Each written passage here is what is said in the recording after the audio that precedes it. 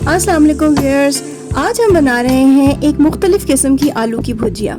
हम इसे ज़ीरे वाले आलू भी कह सकते हैं और आलू की कतलियाँ भी कह सकते हैं। तो ये आलू की कतलियाँ बनाने के लिए हमें छोटे साइज़ के तकरीबन 6 आलू चाहिए होंगे। मैंने ये छोटे साइज़ के आलू लिए हैं और इनके हमने गोल गोल से टुकड़े काट लेने हैं इस तरीके से, ताकि ये देखने में खूबसूरत लगे। बड़ा आलू भी ले सकते हैं, लेकिन इस तरह की शक्ल खूबसूरत दिखाई देती है। ना ज़्यादा मोटा होना चाहिए टुकड़ा और ना बहुत पतला। इसके बाद हमने एक कुकिंग पॉट के अंदर आधा कप ऑयल डाल दिया। उस आधे कप ऑयल में एक छोटा चम्मच काला ज़ीरा मैंने डाला है और इस ज़ीरे को थोड़ा सा हमने ऑयल में फ्राई कर लेना है, बहुत ज़्यादा नहीं फ्राई करना। और उसके बाद हमने इसमें ये आलू की कतलियाँ डाल दी।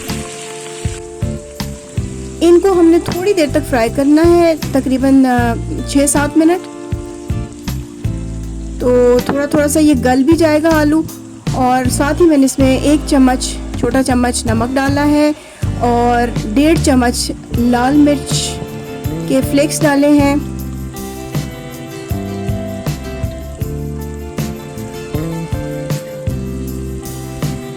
अब इनको हम फ्राई करेंगे 5-6 मिनट तक। तकरीबन आधे आधे से पक जाएंगे, बाकी फिर हम इनको टमाटर वगैरह डाल के पकाएंगे।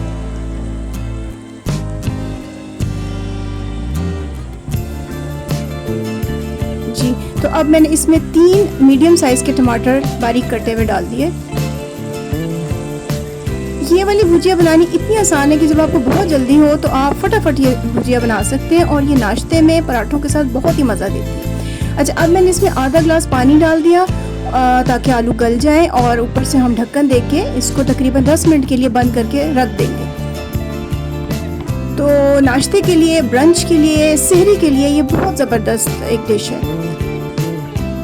10 मिनट के बाद अब हमने खोला है, इसको हम चेक करेंगे कि आलू गले हैं या नहीं गले हैं। अभी इसमें थोड़ा सा पानी बाकी है, लेकिन मैं एक आलू को कांटे के साथ लेके चेक कर लूँगी। अगर तो ये कच्चा हुआ तो हम फिर से बंद कर देंगे, और अगर ये गल गया है तो फिर हम ढक्कन को दोबारा बंद नहीं करेंगे। अब खुले ढक्कन के साथ हम इसके पानी को खुश्क कर लेंगे। जी, ये आलू बिल्कुल गला हुआ है, तो अब मैं इसका ढक्कन नहीं बंद करती।